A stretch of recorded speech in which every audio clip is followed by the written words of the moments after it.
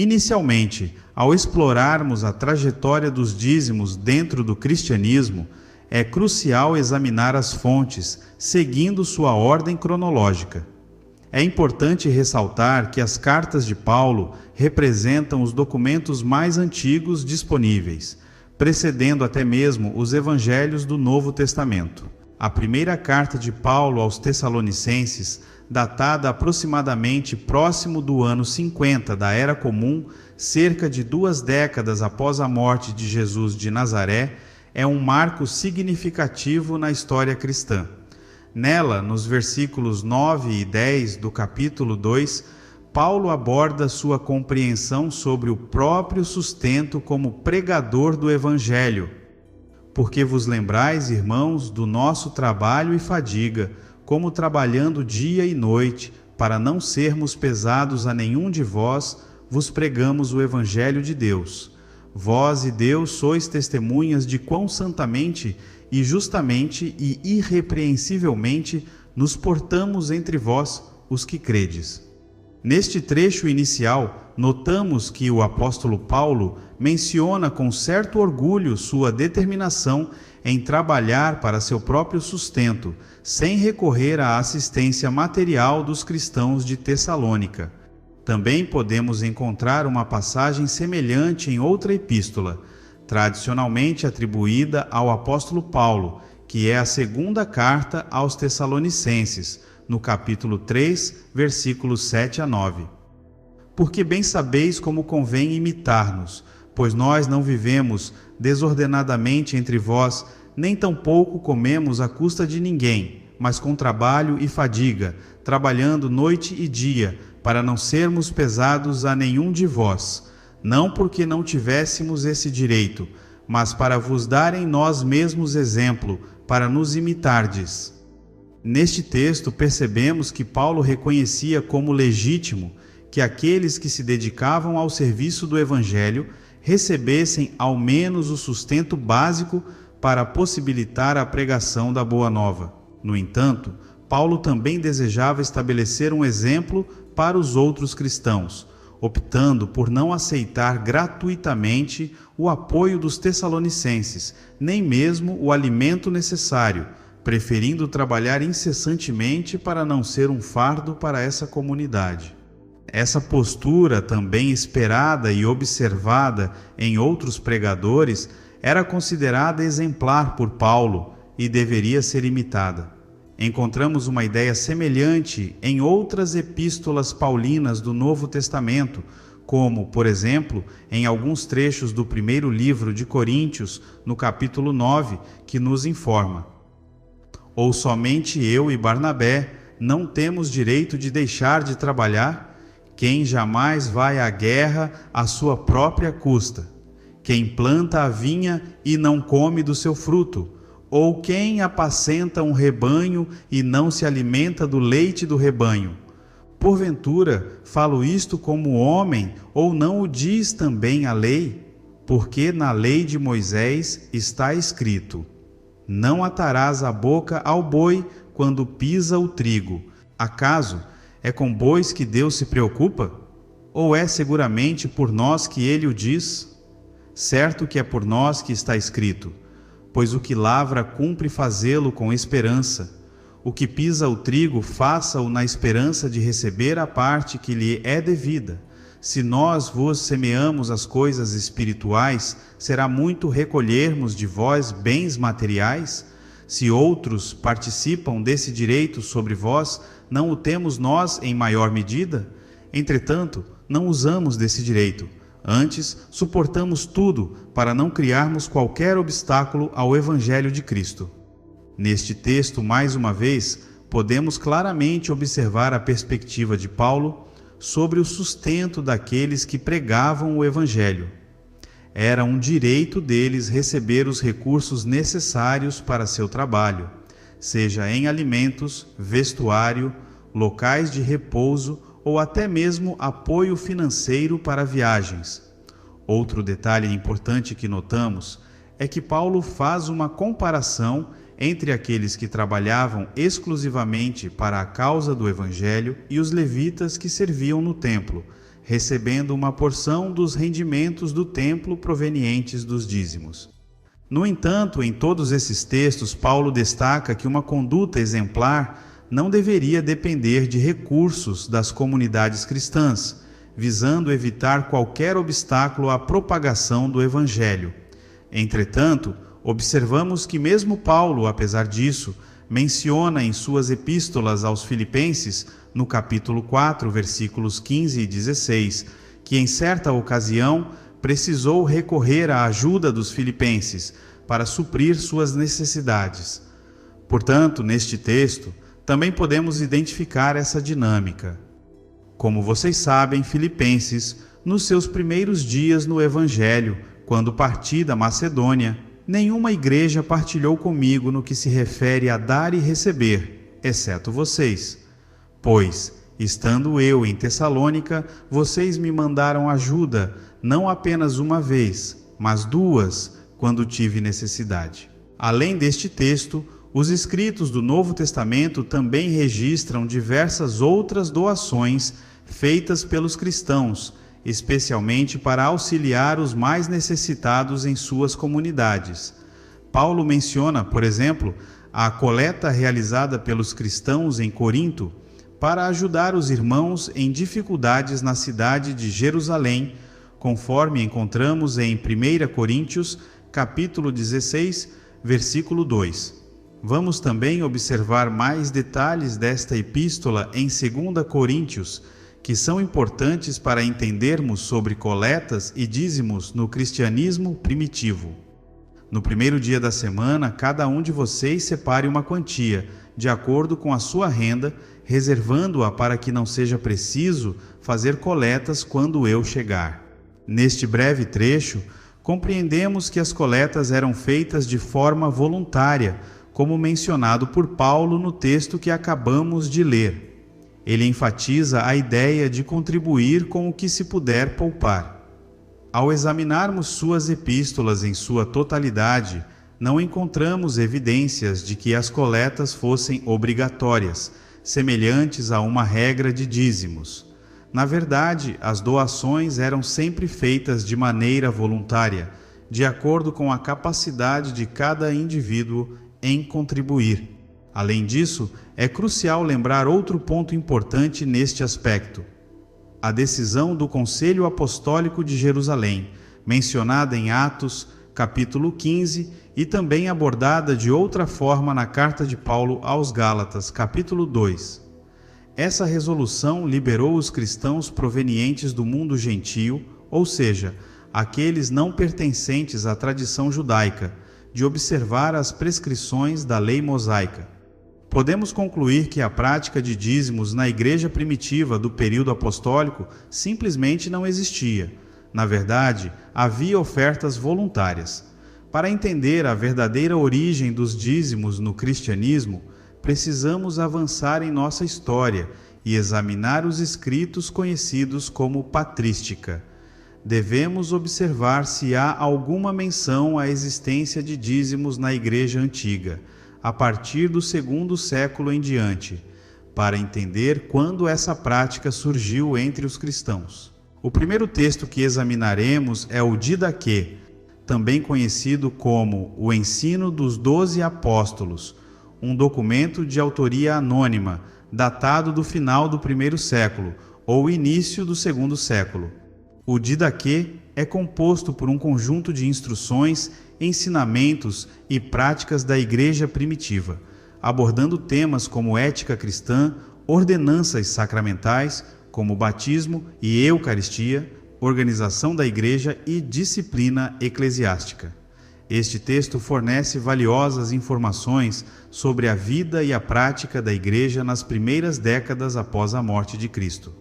Vamos observar alguns versículos do capítulo 11 desta obra importante. Ao partir, o apóstolo não deve levar nada além do pão necessário para chegar ao seu destino. Se ele pedir dinheiro, é um falso profeta.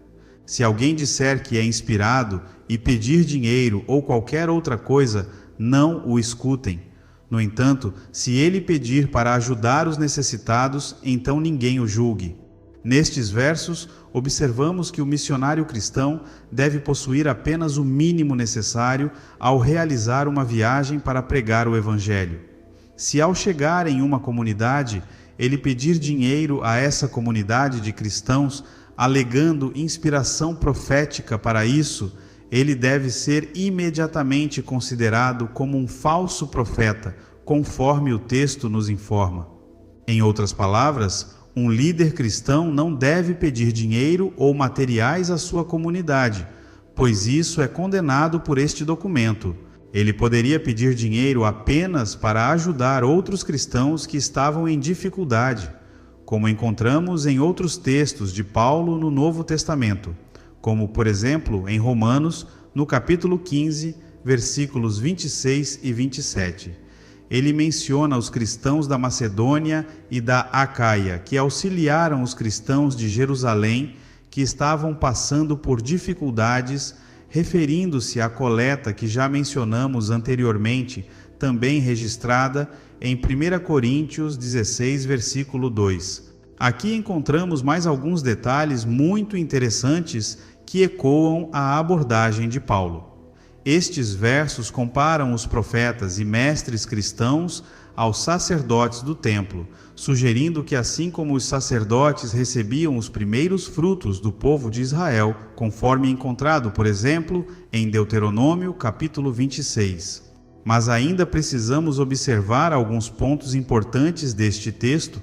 O Didaquê menciona apenas as primícias e não especifica necessariamente uma quantidade de 10%, o que caracterizaria como uma prática de dízimo já existente.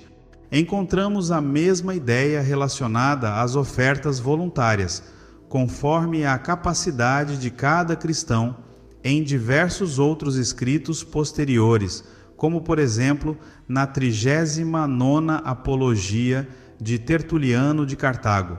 Vamos examinar o que Tertuliano escreveu por volta do início do 3º século da Era Comum, que é muito semelhante ao que observamos aqui nos textos sobre ofertas voluntárias. Embora tenhamos nosso cofre, este não é constituído de dinheiro para comprar a salvação, como é o caso de uma religião que tem seu preço. No dia mensal, se desejar, cada um coloca uma pequena doação, mas só se for do seu agrado e somente se puder, porque não há compulsão. Tudo é voluntário. Estes presentes são, por assim dizer, o fundo de depósito da piedade. Neste texto, Tertuliano enfatiza que todas as doações foram voluntárias, não havia obrigação de contribuir na igreja. As doações eram feitas apenas por aqueles que podiam e desejavam fazê-las. Ele também deixa claro que essas contribuições foram destinadas à caridade. À medida que avançamos na história do cristianismo antigo, gradualmente surgiu uma maior consciência sobre a necessidade de sustentar seus líderes por meio da prática de dízimos nas igrejas. Observamos de forma mais clara essa ideia a partir do século III em diante, como por exemplo com Cipriano de Cartago em sua 65ª carta. Vamos examinar o que este importante documento do cristianismo antigo tem a nos informar, o que nos ajuda a compreender melhor a história dos dízimos também. Não estejam os líderes da igreja amarrados por ansiedades e questões mundanas, mas em honra dos irmãos que contribuem, recebendo como se fossem dízimos dos frutos, não tendo que se retirarem dos altares e sacrifícios, mas possam servir dia e noite nas coisas celestiais e espirituais. Nesta carta de Cipriano, observamos uma compreensão mais clara relacionada aos dízimos para o sustento dos líderes da igreja, destacando a importância desses recursos para o trabalho constante dos sacerdotes. No entanto, nada indica ainda que essas contribuições deveriam ser feitas de forma impositiva. Pela primeira vez na história do cristianismo, encontramos de fato uma obrigação de consciência em relação à entrega de dízimos aos bispos nas igrejas, conforme estabelecido na Constituição dos Santos Apóstolos. Este documento é datado entre o século III e o século IV da Era Comum, e é um dos mais importantes na história do cristianismo sobre o tema dos dízimos. Vamos conferir então o que este texto relata. Deixai o bispo utilizar esses dízimos e primeiros frutos, que são dados de acordo com a ordem de Deus, como um homem de Deus. Ouça atentamente agora o que foi dito anteriormente. Ofertas e dízimos pertencem a Cristo, nosso sumo sacerdote, para aqueles que ministram a Ele. Portanto, irmãos, deveis trazer vossos sacrifícios e ofertas ao bispo como vosso sumo sacerdote, seja por vós mesmos ou pelos diáconos. E não trazeis somente isso, mas também vossas primícias, vossos dízimos e vossas ofertas voluntárias para Ele. Como observamos, este texto é de fato o primeiro na história do cristianismo a enfatizar os dízimos como um sistema de sustento financeiro para os líderes da igreja. Gradualmente, isso seria compreendido como normativo para as diversas igrejas cristãs, à medida que avançamos em nossa história, adentrando a Idade Média.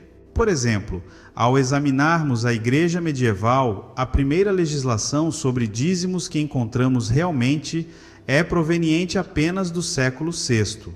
Na Carta dos Bispos, reunidos em torno de 567, e também nos cânones do Concílio de Macon, realizados em 585.